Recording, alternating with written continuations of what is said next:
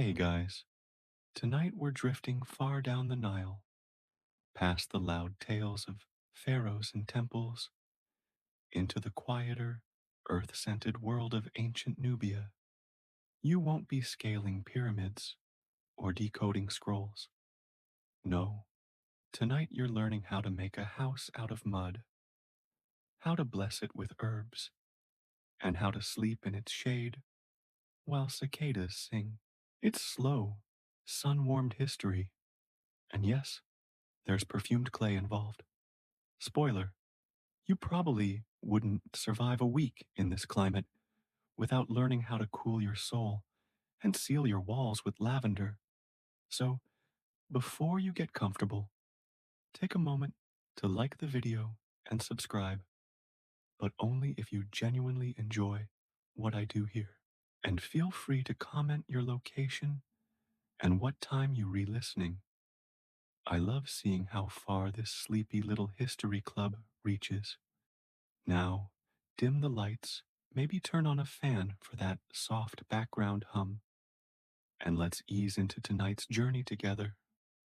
You wake in silence, with the low murmur of water nearby, not crashing or roaring, but the eternal glide of the Nile, steady, wide, and green-edged. You're on its eastern bank, sometime around the 25th century BCE, though no one calls it that yet. The river carries silt and secrets, and you sit beneath a tamarisk tree, watching its slow currents polish time. In the distance, you see a Nubian village beginning its morning. No bells, no horns, just the soft clink of wooden buckets and the scrape of sandals over packed dust. The air smells faintly of smoke, earth, and something sweet, maybe myrrh. You follow a group of villagers toward a cluster of domed houses. They're not tall, not grand, but they are beautiful in their simplicity. Rounded mud walls the color of baked cinnamon, roofs like soft curves of stone. You notice how the buildings hug the earth, not fight it, low and wide, to keep out the sun and hold in the night. These homes are not built once and forgotten. They are tended, like gardens, rebuilt, refreshed, perfumed. You trail behind an elder carrying a basket of herbs. Inside, sprigs of lavender, dried mint, some crushed petals, and something resinous, maybe frankincense or cedar bark. She nods at you but doesn't speak. Everyone's busy, calm, focused. It's a day for renewal. In this village, walls are made not just of clay, but of memory.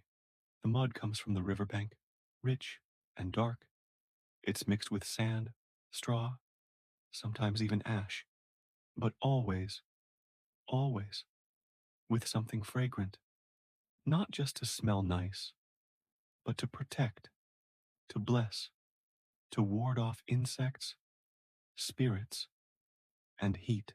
Historians still debate whether the Nubians scented their walls for ritual reasons, for medicinal purposes, or simply to make their homes more pleasant. It's likely all three. In a land where temperatures scorch and days stretch long and slow, scent becomes more than decoration.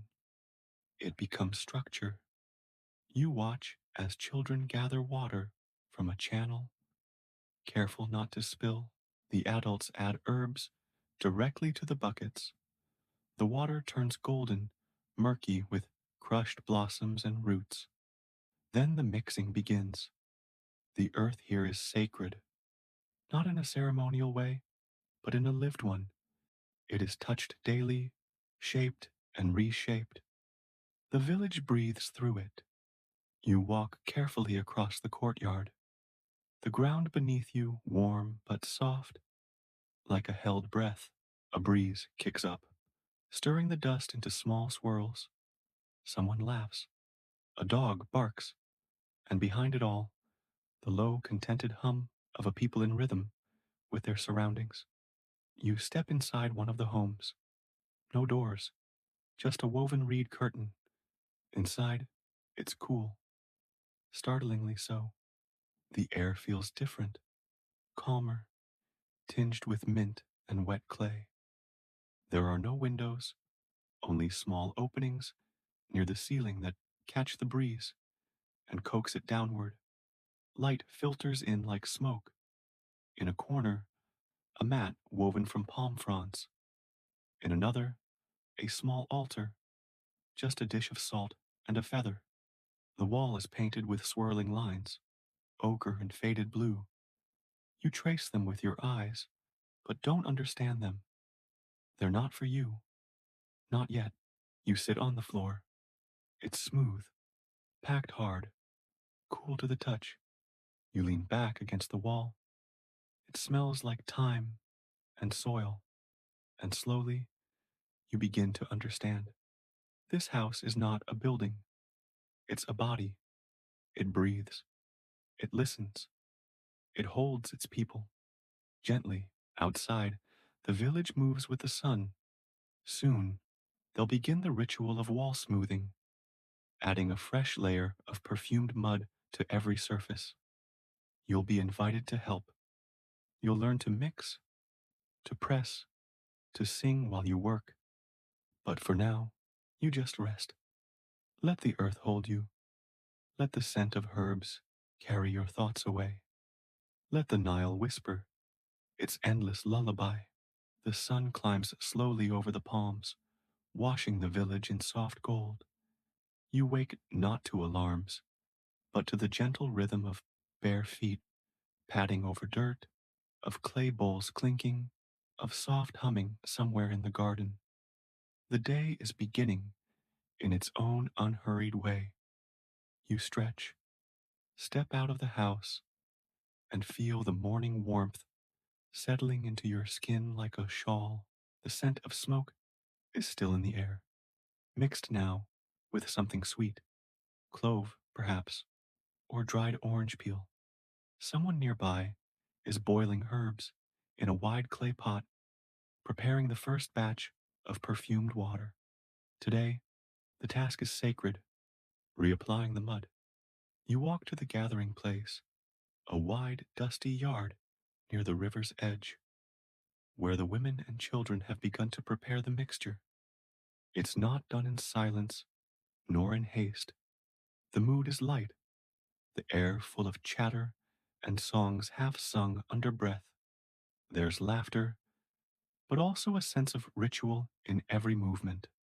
A shallow pit has been dug, filled with water that smells not of fish or mud, but of flowers. You peer in and see floating fragments of crushed petals, bits of bark, faded green stems. The herbs have steeped overnight, drawing out scent and a subtle color. Historians still argue whether these mixtures were intended more for spiritual protection or for practical effects, pest repellent, air freshening, or disease prevention. In truth, they likely served all purposes at once, blending functionality and belief in a way that feels seamless out here. You step closer as the earth is added, scooped from baskets, carried on backs and hips, dumped with soft thuds into the herb-infused pool. The color deepens into a rich reddish brown. Then comes the straw, the ash, the hands, or feet, rather.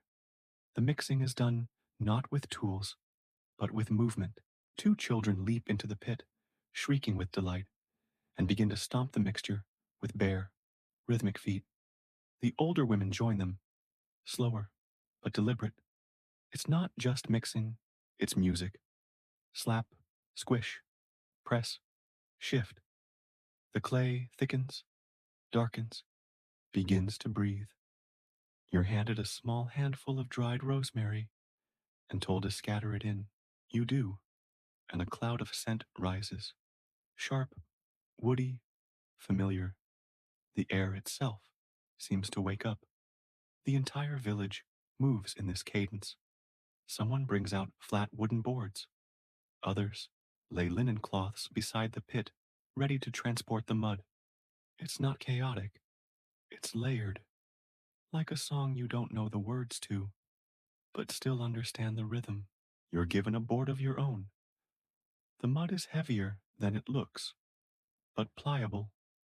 You walk it carefully to the house where you slept. A woman shows you how to press the mud gently against the wall, smoothing it in broad, even strokes. Not too thin, she murmurs. Let it breathe. The wall accepts the offering without complaint. The surface ripples, then settles. You add another layer, then another, and as you work, the scent of herbs rises, not overwhelming, but constant, like a quiet prayer in a language older than language. Children gather nearby to watch, then begin mimicking you. One daubs mud on his own leg and giggles. Another begins humming. The rhythm resumes. There's no hierarchy here, just experience. The older ones teach without words. The younger ones learn by watching. The whole process is less about construction and more about restoration, not building from scratch, but keeping what matters strong. Every once in a while, someone pauses to adjust a curtain of woven reeds, to brush away fallen petals, to add more lavender water to the pit. The work continues, sun climbing higher, voices softer as the heat rises. By midday, the outer walls are complete. You sit beneath a thatched awning with the others, sipping warm water laced with cinnamon and bitter mint. The scent on your hands lingers. Mud, rosemary, smoke. You close your eyes and let it settle into you. The village smells different now, brighter, softer, as though the very air has been combed smooth. And as you rest, one of the elders leans over and says something that stays with you. A house isn't to finished when the roof is built. It's finished when the walls remember you. You nod, even if you don't fully understand. Yet, the sun hangs high now, but the air remains still, thick with the scent of wet earth and crushed herbs. You finish smoothing the last wall, your arms coated in dried clay and dust. A soft breeze picks up as the mud begins to set, forming patterns like waves, frozen mid breath. Now, it's time for the next part of the ritual. The mud must be made sacred. You follow a group of villagers as they return to the garden plot behind the homes. It's a humble space, rows of herbs, low stone borders, and a scattering of clay jars stored under a shady awning. Each jar contains something precious: dried petals, crushed roots, powdered bark, and pungent resins. You kneel beside a girl who's grinding dried myrrh in a small stone bowl. Her motions are slow, circular, rhythmic. It smells rich and sweet, with a bitter edge, like the memory of smoke. Another woman pours water, infused with orange blossoms, over a bowl of crushed lavender. The mixture foams slightly, releasing a scent that's sharp and dizzying, like heat and light distilled. Historians still argue whether these practices were purely spiritual or rooted in early chemistry. Primitive but effective antimicrobial techniques disguised as ritual. But here in the Nubian village, no one separates the sacred from the practical. It's all one thing: protection, wellness, harmony. You are given your own mortar and instructed to grind dried basil and rose petals into a fine dust. It takes time. Your hands ache, but your mind drifts. The smell is soft, faintly peppery, and oddly calming. Around you, others work in silence. The only sounds the crunch of stone and the occasional crack of drying seed pods. Once the powders are ready, they're carried in shallow bowls to the houses.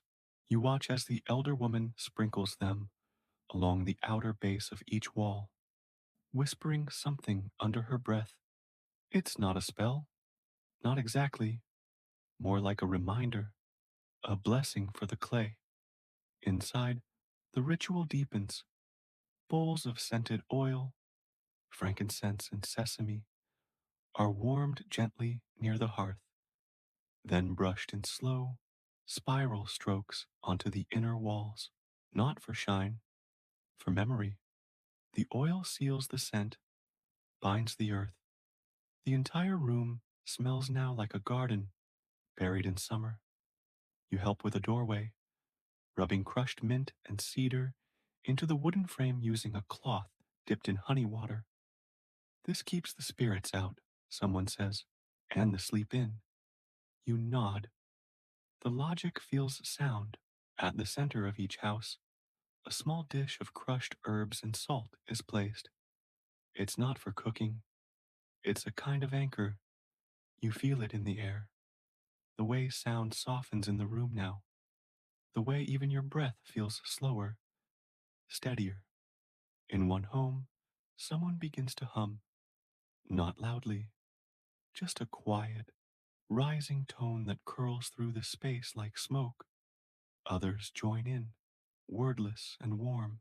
It's not performance, it's permission to rest, to release, to settle into the cool, clay wrapped dark. Outside, the mud is drying. It holds the scent of basil and thyme. Inside, the walls glow faintly in the shaded light. You press your palm against one and feel not just the texture of earth, but its weight, its warmth, its welcome. You sit on the floor with the others. No one speaks. There's no need. You breathe in rose, out mint. The room hum softly with a quiet, not quite silence. And for a moment, you understand something the texts never say. That home is not just where you sleep. It's where the walls remember your voice, where the floor keeps your warmth, where the scent of the earth carries your story. Afternoon deepens. The sun loses its edge, slipping into that long, golden stretch before dusk. Shadows grow softer, the air cooler. You sit beneath a fig tree, fingers still stained with oil and dust, watching as a group of children crush dried leaves into powder using long wooden rods. The scent drifts toward you, sage and lemongrass, sharp and slightly smoky. Today's batch of color will be made from the earth itself.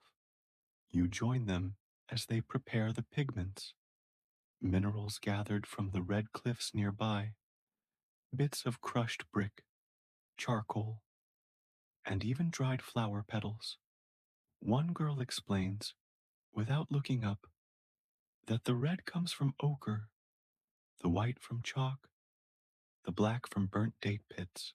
She hands you a smooth stone and shows you how to grind slowly, evenly, so the dust doesn't scatter. The paints are mixed with water and a bit of honey, not enough to make it sticky, just enough to help it hold to the walls. You help stir. The colors swirl. Burnt orange, soft clay pink, a muted yellow that smells faintly of turmeric. These are not bright paints. They don't shout. They glow, like memory does. Historians note how Nubian homes were often decorated not with scenes of battle or myth, but with abstract symbols, spirals, waves, handprints, sunbursts, things that speak not to conquest, but to daily life, to seasons, to time passing in quiet loops. You step into one of the homes where the inner walls have been freshly recoated. It smells faintly of myrrh and warm stone. A woman kneels in the corner, using a carved reed to draw a curved line along the wall. You watch closely. It becomes a fish, then a swirl, then a series of dots that dance around a doorway. She hands you the reed. You hesitate, then press it gently into the clay, leaving a mark. Imperfect, but yours. You begin to understand that this is not just decoration, it's dialogue, a way for the house to speak back. Every symbol means something. Maybe protection, maybe memory, maybe just beauty. You move to another room. The wall there has painted hands, dozens of them, in layers, some faded, some new. A child places her palm beside one and presses, leaving a fresh mark in ochre. You follow, feeling the warmth of the clay against your skin. Outside, more families are painting. A boy etches waves along the base of his home. A woman traces a sunburst around a small, high window. The rhythm is unhurried, like weaving or grinding grain. You hear murmurs, occasional laughter, but mostly you hear the silence between sounds, the space that makes everything else more vivid. Someone begins to sing, not loudly, just a gentle tune that matches the pace of the painting. You don't know the words, but the melody is soft, repetitive, almost like a lullaby. Others pick it up. Soon, the village is quietly humming as pigment meets earth, and it's beautiful, not in the grand, cathedral sense of beauty, but in the quiet integrity of things done carefully, together, in rhythm with time. You paint another line, then a curve, then a spiral that doesn't quite spiral right, but it doesn't matter. The wall receives it all. When the painting is done, someone carries around a small clay censer. Incense is lit, maybe frankincense, maybe something more local. The smoke curls upward, clinging to the painted walls, carrying the scent of everything that came before. The village exhales. You step outside into the warm light. The homes glow gently, their fresh colors catching the sun. You realize you are surrounded not by buildings, but by stories, homes that hold names and patterns and laughter in their walls. You run your fingers along one, the paint still damp, the clay warm, and you feel held. You walk the path back to the river, the scent of sage and smoke following you. The wind shifts. A line of painted houses stands behind you, glowing like embers in the dusk. Dusk slides in on silent feet, cooling the air as the village settles into its evening rhythm. Chickens wander back to their coops, and soft voices carry across the courtyards. Somewhere, a wooden ladle stirs a pot. You hear the creak of woven reed doors, the thud of clay cups on low tables. It is the hour between effort and rest. You're invited into one of the homes again, the interior dim, but glowing with reflected gold from the fresh painted walls. The scent is deeper now, no longer just clay and herbs, but a rich blend of all the day's labor: rosemary, myrrh, earth, and smoke. The family has gathered for the final part of the ritual, the blessing of the walls. You sit beside a wide eyed child, his hands still speckled with red pigment, and watch as the grandmother takes her place in the center of the room. She begins to chant. It is not loud, it is not dramatic, but it moves through the room like a ripple through still water. The words are old, possibly older than writing, passed through generations mouth to ear. You don't understand them, but your body does. They move like breath, like heartbeat, slow and inevitable. Others join her, women, children, even a few men. their voices blending into a single warm hum. The sound rises, dips, loops back on itself. It's not a song, it's a weaving, a sound that seems to settle into the very walls themselves. Historians would call this a folk tradition, a form of oral architecture where memory and belief are built into the structure, not with tools, but with tones. A house sung into being is more than a house. It becomes a body with bones of mud and a soul made of breath. You feel the change in the air as the chant continues. The room seems to breathe differently, as if its edges have softened. The ceiling feels higher, the shadows more gentle. The grandmother sprinkles crushed fennel seeds into the hearth. A boy tosses in a handful of dried lavender. The scent flares briefly, then fades. It is not fire they seek, but presence.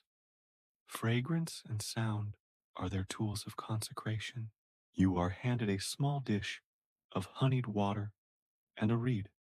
You're shown how to flick drops toward the wall, just lightly. It's symbolic, you're told.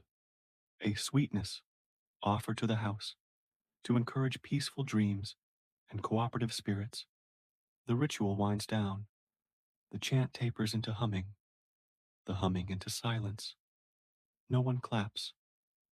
No one speaks right away. The house is listening. You're certain of it. You remain seated, your back against the painted wall, its surface faintly warm from all the movement of the day.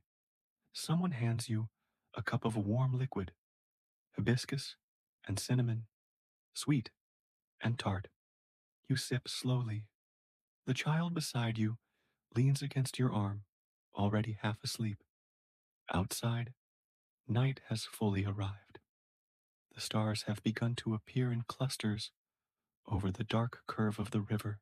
The wind, finally moving again, carries coolness through the open slits in the walls.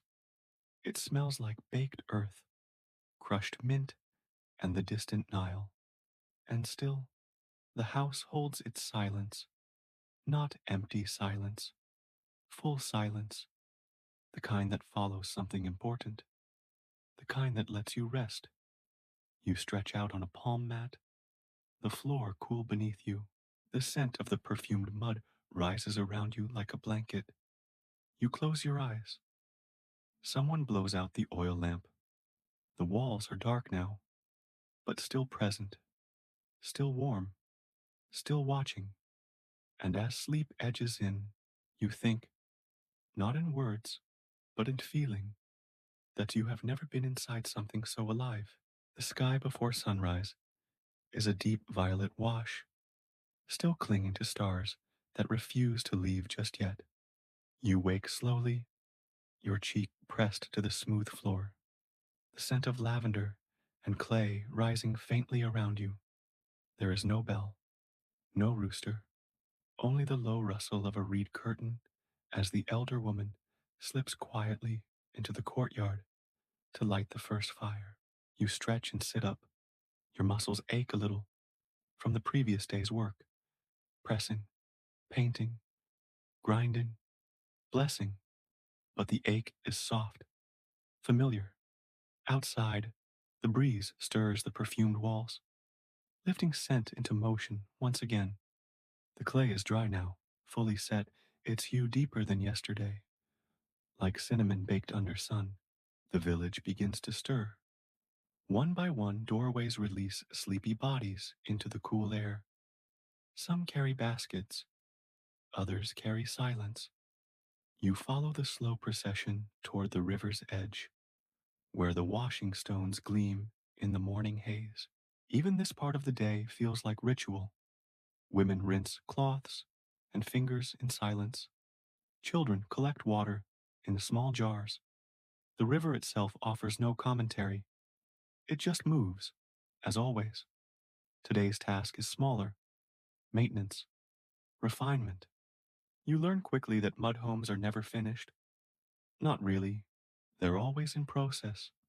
like bread always rising, like leaves always falling. A crack along a doorway needs smoothing. A spot where the pigment flaked must be touched up with fresh color. A bit of oil needs reapplying where the wall has dulled. You help carry small bowls of herb infused water, today steeped with marjoram and basil, and lightly brush the mixture across the base of the outer wall. The scent is soft, almost grassy, and settles over your hands like sleep. Someone laughs behind you. A young boy with a reed brush has painted a face on the wall, two dots and a curved line. His mother gently wipes it away, not with scolding, but with the ease of someone who has seen thousands of such faces appear and vanish over the years. You're taught how to press fresh clay into small gaps. No chipping, no scraping. Just press and blend, like mending cloth. The new mud must be acclimated, you're told. It needs to learn the shape of the house. Later, you're invited into a home that had been nearly forgotten. One of the oldest in the village. Its roof sagged and one wall bowed slightly. Inside, it is dark, quiet, musty, but still warm, still intact. Here, the ritual is different. The mud is applied not in layers, but in soft, slow spirals, always inward, always toward the heart of the room. You help carry bowls of perfumed earth, now rich with cloves and crushed almond bark, and watch as the spiral grows, circle by circle. It's like closing a wound or whispering comfort to a place that almost forgot it was loved. No one speaks, only the sound of clay meeting wall, soft and regular. You realize that this too is a form of remembrance, not for people, but for structures, for the quiet shapes that hold lives without complaint. A soft wind slips through the house, pushing the scent outward. It carries with it something more than fragrance, a memory, perhaps, or the suggestion of a voice. Historians might call this superstition, restoration as prayer. But standing here, palms dusty and eyes adjusting to the low light, you understand that this is not about belief. It's about care, repetition, returning. Outside, a few birds begin to sing. Children play with smooth stones near the reed fence. Someone begins to prepare flatbread over a clay oven, the smell rising in warm spirals. You sit beneath the eave of a newly mended wall and close your eyes. The warmth of the sun creeps across your feet. The scent of basil and almond lingers on your sleeve. And for a brief moment, the boundary between body and home disappears. You are mud. You are fragrance. You are story. And the house remembers. By mid morning, the heat begins to settle. Not the sharp kind that pierces through clothing, but the heavy, quiet heat that simply presses against everything like a slow hand. You duck beneath the low arch of one of the older homes, grateful for the cool shadows inside. The walls breathe a little, their thick clay holding the night's chill, like memory. You settle in with the others on woven mats spread across the packed floor. The house has been freshly tended, its outer walls recoated, its inner air sweetened with lemongrass and cedar. You notice how the scent lingers in waves, never quite the same twice. A woman stirs a pot in the corner, something herbal and savory. You watch the steam curl upward, catching the light that spills through a narrow slit high in the wall. That light moves slowly across the space throughout the day, marking time not with numbers, but with golden silence. You lie back against the wall. It's dry now, no longer tacky from yesterday's work, and faintly warm. The faint trace of painted spirals from an earlier generation is still visible beneath the latest layer. This wall has been painted dozens of times, maybe more. It carries colors like skin carries scars. A child plays nearby, dragging a smooth stone across the floor in looping, lazy circles. No one tells him to stop. The marks will fade, or they won't. It doesn't matter. The home absorbs everything. The roof is a dome of woven branches and packed mud, supported by wide beams you can just see through a small opening. There's no decoration, no gilding, just soft shadows and the occasional flicker of reflected light from a bowl of water on the floor. You sit up and sip from a clay cup, cool, lightly flavored with something floral, maybe hibiscus, maybe rose. It's hard to tell. The drink tastes like the color of the walls. Historians sometimes overlook these spaces, focusing instead on temples or palaces. But this is where most lives were lived. Not in marble halls, but in rooms like this. Quiet, warm, filled with scent and time. Someone nearby begins to hum again. A low, meandering tune. Not even a song, just breath turned musical. You find yourself breathing in rhythm with it. The child hums along, not quite in tune, and no one corrects him. You trace your finger along a faint impression in the wall, a fingerprint, maybe, left in the clay generations ago. It's not part of the decoration, just there, a moment frozen in mud, a gesture that survived. You begin to notice other small marks, a dent where a bowl was once leaned, a ripple where someone's foot must have slipped while smoothing the surface, a series of dots that could be nothing or something. The house is full of these. Everything leaves something behind, someone says from the shadows. You don't see who. You just nod. Lunch is quiet, flatbread torn and passed, herbs mixed into warm beans. No feast, but no hunger either. You eat slowly, in no rush. The day is not moving fast. Afterward, you help sweep the floor with a brush made of bundled palm fronds. It's not about cleaning away dirt.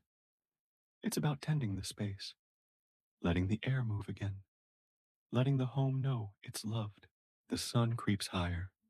Someone lies down near the wall and closes their eyes. Others follow. A soft hush falls, not sleep exactly, but a stillness that holds it gently. You remain seated, your back against the curved wall, feeling how it holds your shape, how the scent of cedar deepens as the room warms, how the silence here isn't empty, it's layered. It's made of everything that has happened in this space: birth, grief, laughter, prayer, all of it. And you realize this house is not a container, it's a witness. You close your eyes and let it hold your breath. As the afternoon edges toward evening, the heat begins to relent.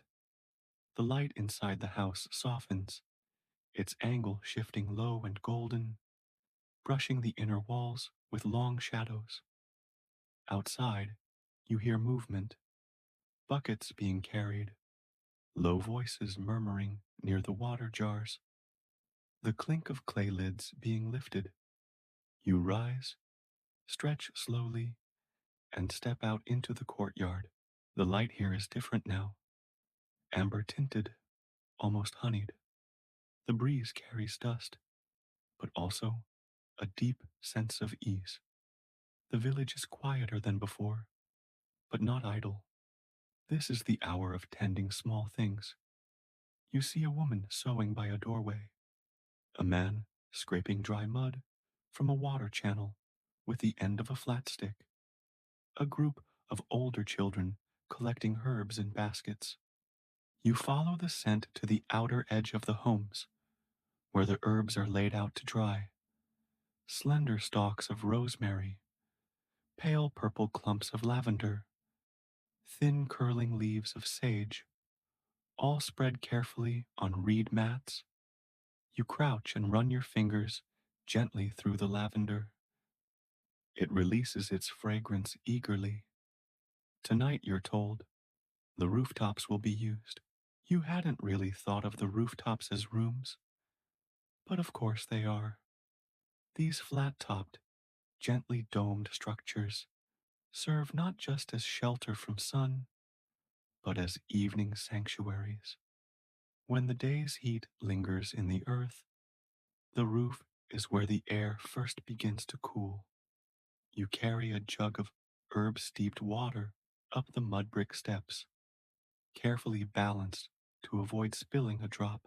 The stairway curves around the side of the house, its steps uneven but smooth from years of use. At the top, a wide flat surface greets you, soft underfoot, still warm from the sun but no longer harsh. Mats are already laid out. Clay cups rest in shallow dishes. Bundles of fresh picked mint lie waiting beside each seat. You sit with the others as twilight settles in. The sound of distant birds returning to their roosts mingles with the rhythmic splash of someone washing bowls below. From this height, the village appears even quieter, almost part of the earth itself, its walls and paths blending into the dunes beyond. A bowl of hibiscus tea is passed around, dark, tart, sweetened with a trace of honey. You sip slowly. It cools your mouth, then warms your throat. One of the elders begins to speak, not a formal speech, just a soft telling of who built which house, of which child was born, in which room, of the time the river flooded and the perfumed mud had to be carried in by boat. The stories are light, dusted with laughter and pauses. Some are half remembered, others feel like they've been told the same way for centuries. You lie back against a cushion and stare upward. The first stars are already visible. Their appearance is not sudden, but gradual, small points of light edging out the last of the blue. Someone identifies one, then another. You try to follow, but the names slip past you like water. The conversation fades into quiet again. Someone hums, someone else coughs softly, and then stillness. A breeze moves across the rooftop, light but steady.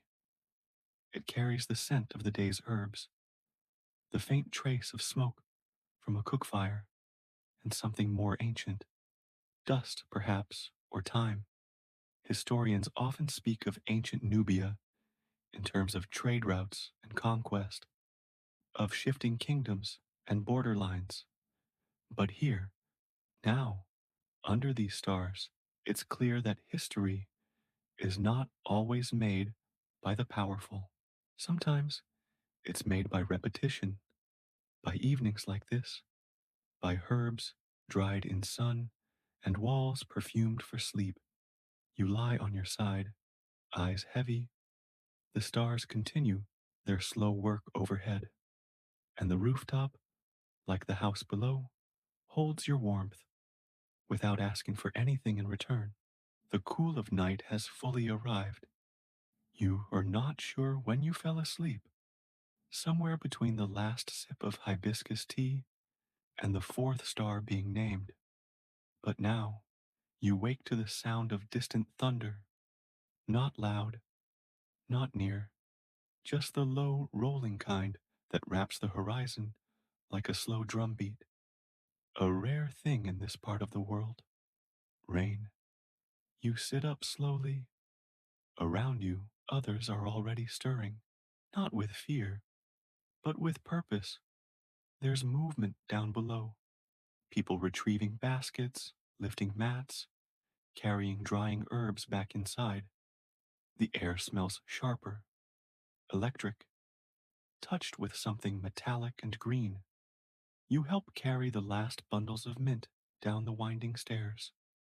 The rooftop is swept quickly, not for tidiness, but to keep the water channels clear.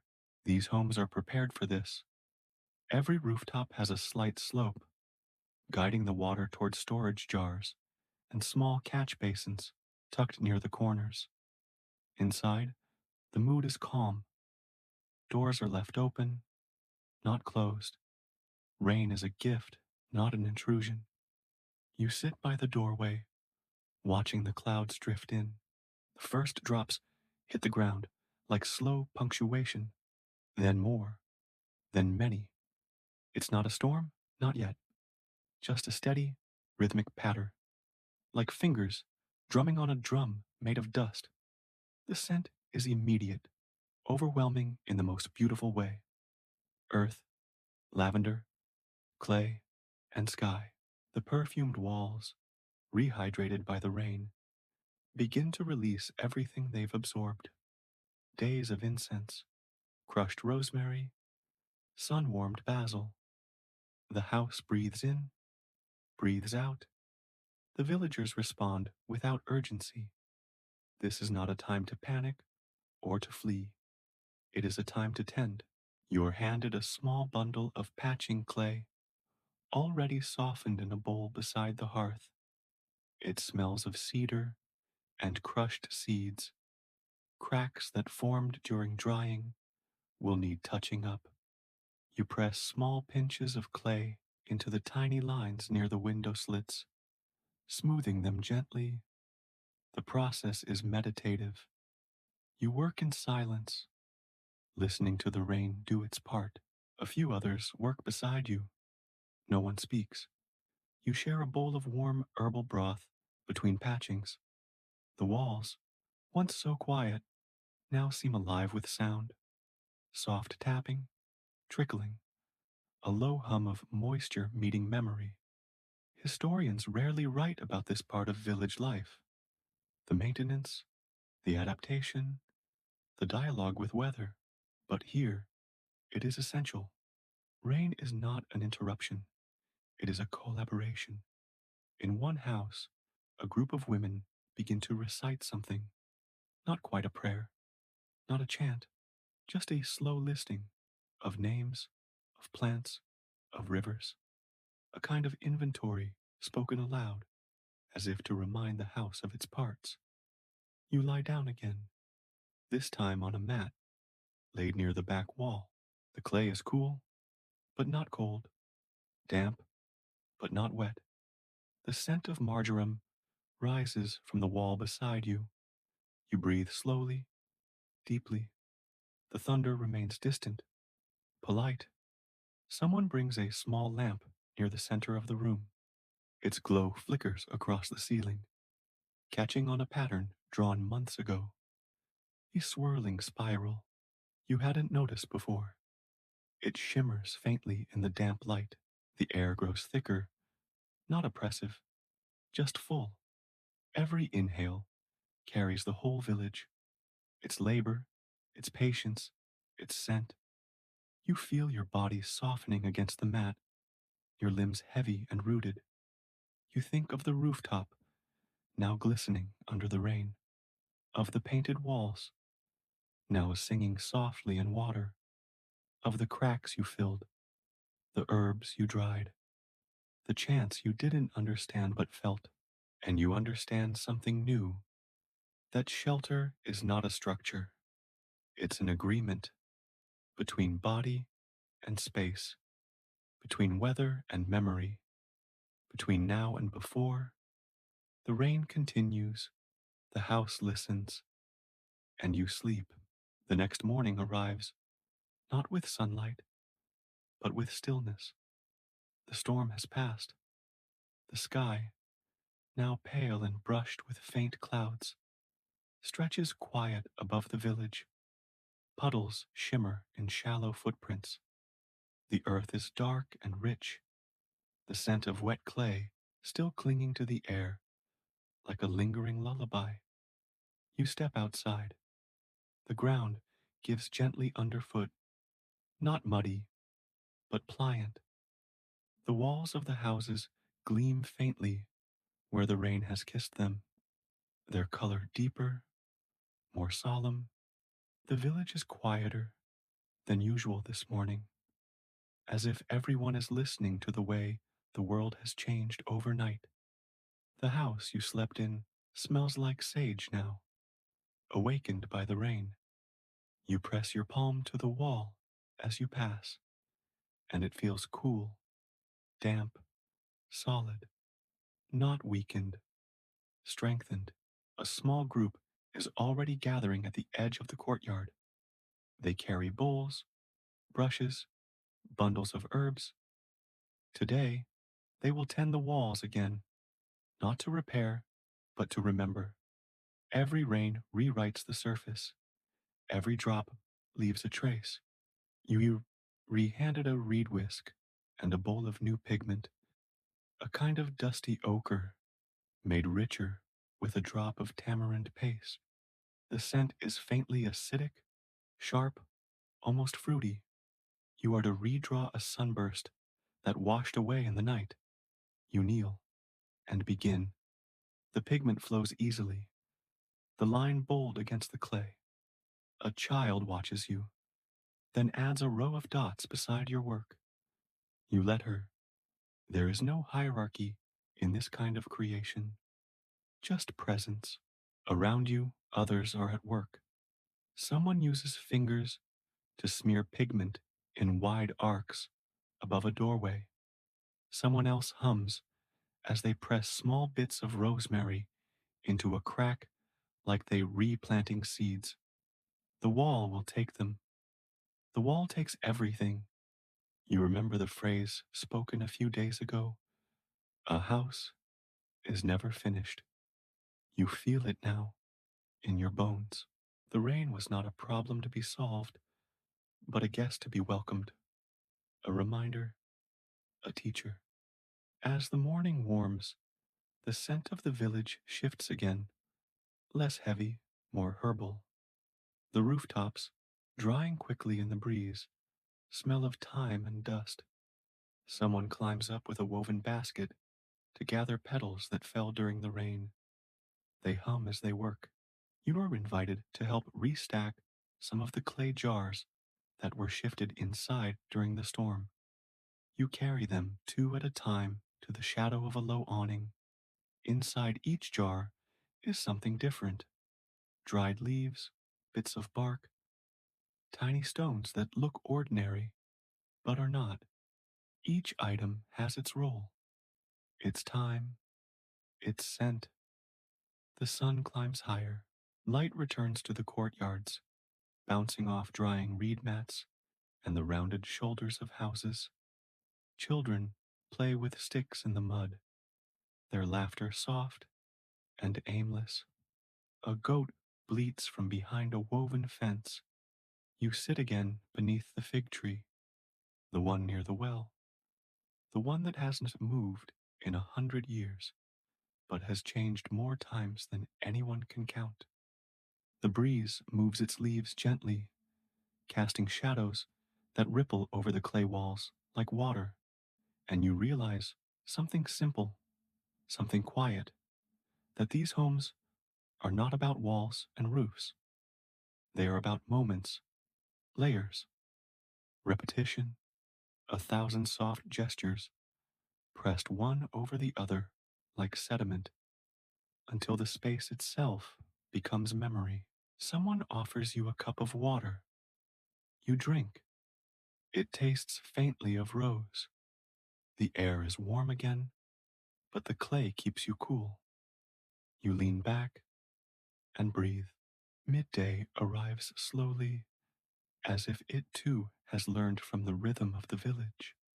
There's no bell to mark the hour, no call echoing over rooftops, just a change in the air, a slight shimmer on the horizon, a hush that settles over the homes like a veil.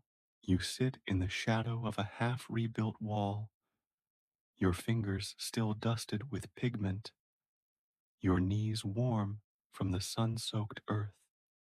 Around you, movement has stilled. Even the goats seem to doze now, their breaths shallow and steady. Inside one of the homes, a woman lays out cushions in a circle, scattering dried flowers in between them, petals from hibiscus, marigold, and something musky you can't name. A child nearby places a smooth stone at the center of the floor. To keep the ground from forgetting, he says, with perfect seriousness. You're invited in. The room is darkened with cloth draped across the ceiling slats. Light filters through in soft dabs, moving slowly with the wind. The scent inside is thick with earth and lemon balm. You settle onto a mat, your back against the curve of the wall. This house is older than you imagined. The walls, though recently mended, carry a weight, not visible, but felt.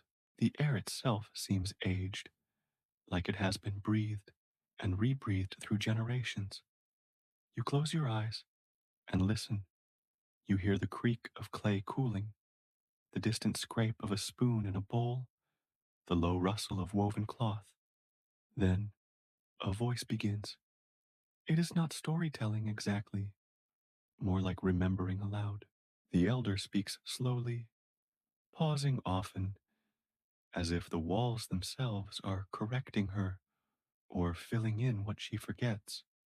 She speaks of people who once lived here, of the way the sun used to fall differently through a now closed window slit, of a painted spiral that once wound all the way around the ceiling and has since faded under 5 layers of mud.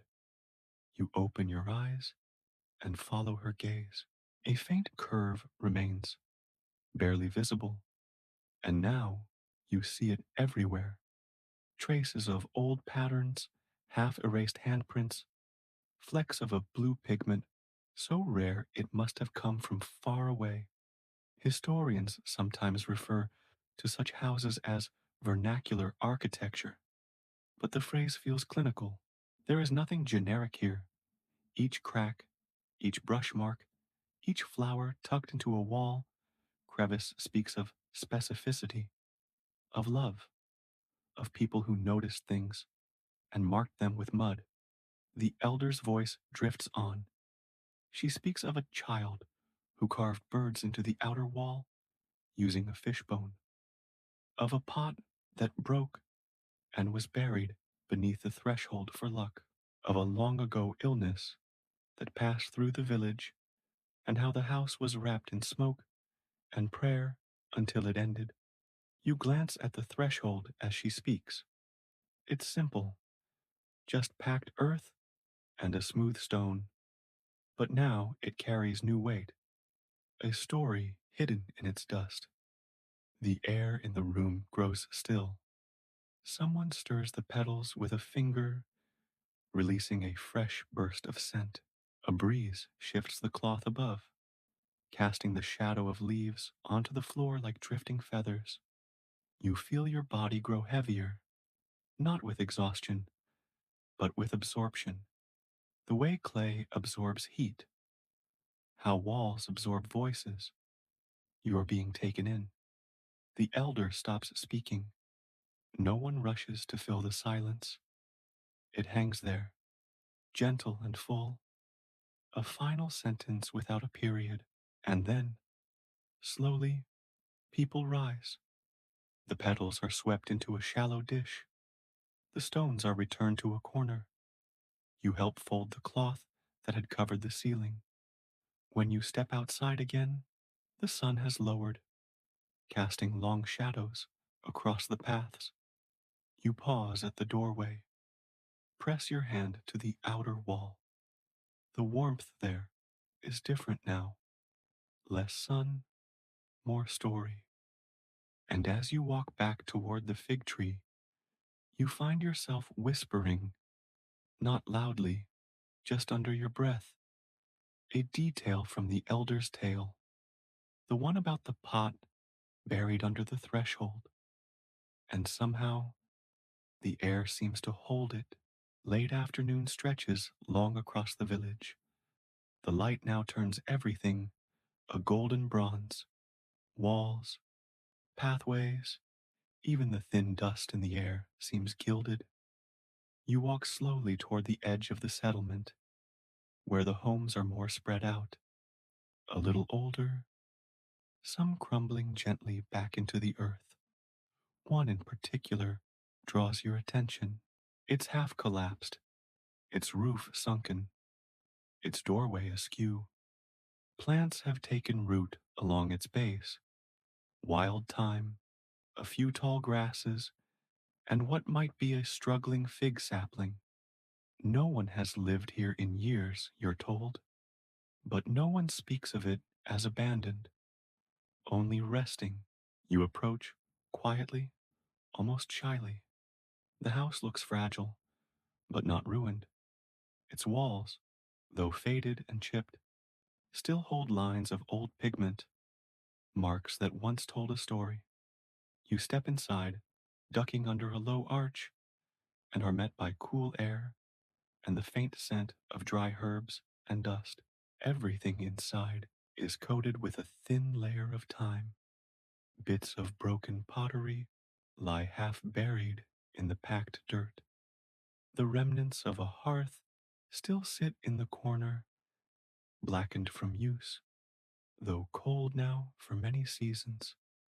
And yet, there's no sadness. You feel instead a kind of reverence, as if you've stepped into a book that's missing some pages, but whose meaning is still intact. The walls feel lighter here, not empty, but released, as if the house has exhaled and is now content to be still. Outside, a few villagers begin gathering with small tools and bundles of grass.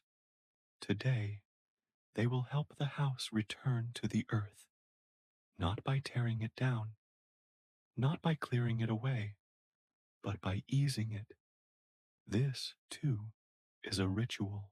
You're handed a small clay blade and shown how to scrape gently at the base of one wall, removing what's loose, smoothing what's sharp.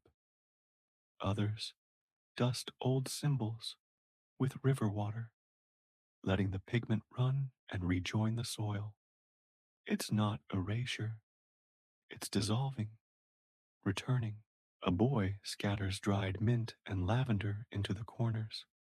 So the ground remembers sweetness, he says, quoting someone older, maybe a grandmother, maybe the house itself. You help pack the hearth with soft earth and petals. No one rushes. This is not a funeral. It is a kind of closing. A hand resting on a shoulder, a final breath out. Someone hums, a tune without words, low and even. A few join in, not for performance, but to accompany the work. You find yourself humming too, and feel how the sound moves through your hands into the clay. The sun continues to lower, the shadows inside the house grow longer, deeper. You step outside to watch as the last of the roof is pushed inward, gently, like tucking in a blanket. Dust rises, not in clouds, but in soft waves, caught by the wind and carried away. And then it's done. The space where the house once stood is still shaped by its memory. The curve of a wall remains in the soil. The doorway is now an arch of grass. A painted handprint, barely visible, remains on one small section of clay that didn't fall. You sit nearby, and drink from a bowl of mint tea, its surface trembling slightly in the breeze. The others sit too. No one claps, no one mourns, and though the house is gone, something lingers, a warmth, a presence, a knowing.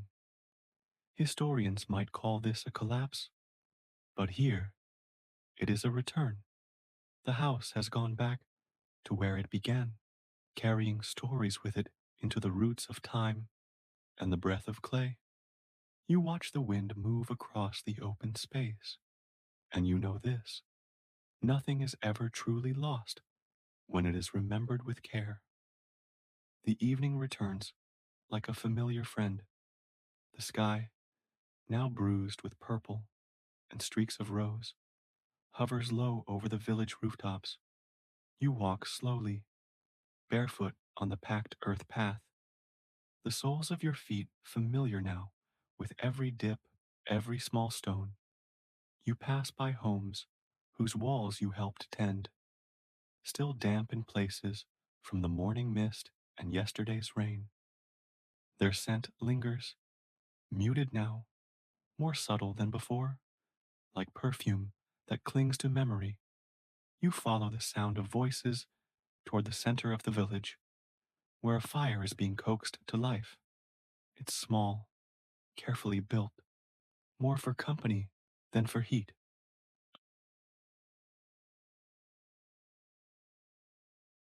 This is not a feast. There's no performance, no celebration. It is, instead, a return to rhythm, food, quiet, breath. A bowl of thick lentil stew is passed your way, rich with garlic and a scattering of dried herbs. You eat slowly. The flavor is deep, grounding. It tastes like the walls, like everything you've done with your hands in the past days. One of the elders begins to speak, not loudly, but clearly. Tonight's stories are shorter, less structured, not myths, not history, just moments. She recalls the way the fig tree bloomed out of season, the time the rain came sideways and painted all the outer walls with streaks, the night a cat gave birth under a pile of drying rosemary.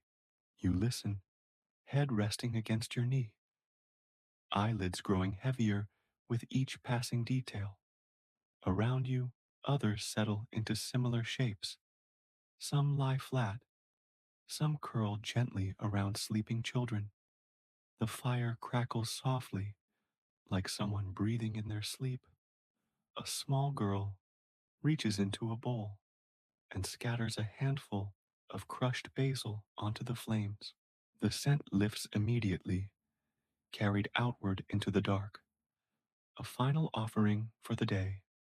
The elder nods and begins a hum, the same low tone you've heard before, the one that seems to come from beneath speech. You lie back and let it wash over you.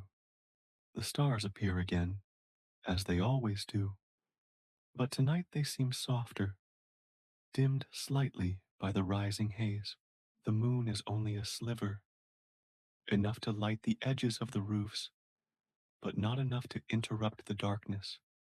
Beside you, someone whispers, "This is how the houses dream," and you believe it, because by now you know that these homes are not built only for shelter. They are built for memory, for music, for scent and silence. They do not sleep when the people do. They hold vigil. They remember. You close your eyes. Behind your eyelids, you see the layers of clay, one pressed atop another. You feel the scent of lavender soaked into palm bark. You hear the low hum of someone naming the herbs in their sleep. And in that space, between waking and rest, you understand something final. The house is not the container. It is the dreamer. Morning finds you not in a rush, not in surprise, but in quiet return. You wake slowly, the same way the village does, not with alarm, but with light filtering through slatted roofs and the smell of warm grain cooking over low fire. The mat beneath you is slightly uneven, still carrying the softness of your shape. The wall behind you is faintly warm, just as it was when you fell asleep. Outside, someone sweeps the dust from yesterday's footprints, not to erase them, but to make room for today's. You rise and walk toward the outer path that winds behind the houses, a route often used by animals, children, and those who prefer silence. You pass a small wall that's begun to bow outward, not dangerously, just tired. Someone has placed a bundle of herbs at its base, not to fix it, but to accompany it. You pause to tuck a loose strand of grass behind one of the stones. The gesture feels right. At the edge of the village, near a bend in the river, a new structure is beginning. Not grand, just a single curved wall, perhaps a sleeping room, perhaps a storage place. It's not clear yet. The builders work in small, deliberate steps. Earth is gathered, herbs laid out, pigment jars unsealed. You're invited to join, but not to build. Today, you watch. You sit on a low rock as one of the elders explains the sequence. First, the soil is red. Its texture is judged not just by feel, but by sound. Clay that's too dry whispers. Clay that's ready sings when pressed. Then, the herbs are chosen, not randomly, and not always the same ones. Today, it's fennel, for strength. Yesterday, it was chamomile, for calm. You're told the wall's purpose shapes its scent. A sleeping room smells different than a granary. A wall that holds stories should carry rosemary. A wall that holds silence needs lemon balm. The mixing begins. Bare feet press into the clay, slow and sure, accompanied by a chant too quiet to hear clearly. You don't need the words. You feel the rhythm in your chest. Children come and go, laughing, helping, forgetting what they're doing, then remembering again. A woman smooths a section of wall with her palms, murmuring as she goes. Her hands move not like they are working, but like they are remembering. And all the while, the scent rises, green and sharp and rooted. You walk slowly back toward the center of the village. A house is being cleaned with a bundle of fresh reeds. Another has a new curtain of dyed linen hanging in its doorway. A bowl of dried petals sits just inside the entrance, cradled in a shallow niche. You pause at your temporary home, the place you've slept, eaten, listened, worked. You run your hand along the wall again. This time, you feel something different. It no longer feels like someone else's space, not because it belongs to you, but because you belong to it. Later that afternoon, a final gathering is held, not formal. No circle, no altar, no call to speak, just people sitting near one another, sharing dates, sipping warm drinks, brushing dust from shoulders. You sit among them. Someone tells a story. Someone else interrupts with a better version. Laughter comes easily, and between the words, there is space, always space. When you stand, the elder woman who taught you to mix mud places her hand over your heart, then on your shoulder. She does not speak. She doesn't need to. The home behind you, the earth below you, and the scent still lingering on your skin have already said enough. Evening returns one last time, and with it, a softness that seems deeper than before. The village is quiet, not in mourning, not in stillness, but in contentment. You walk slowly, each footstep stirring a bit of dust, each breath carrying a mix of mint, clay, and sleep.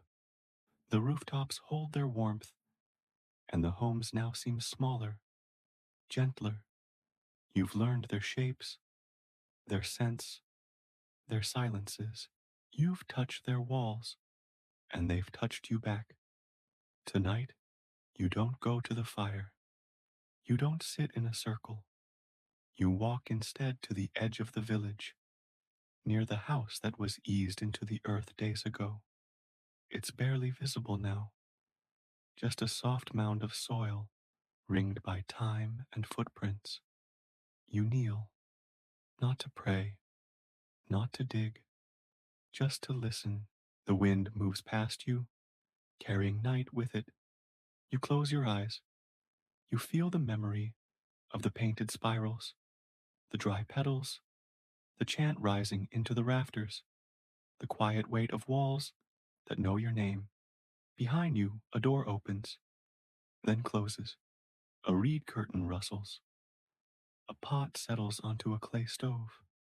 Life, continuing. The stars are fewer tonight. A thin mist rises from the river, softening the world even further. The trees hold their breath. The earth exhales. You lie down on the ground, your back against the warmth of packed soil, your head cradled by the scent of crushed sage. Above you, the sky stretches wide and slow.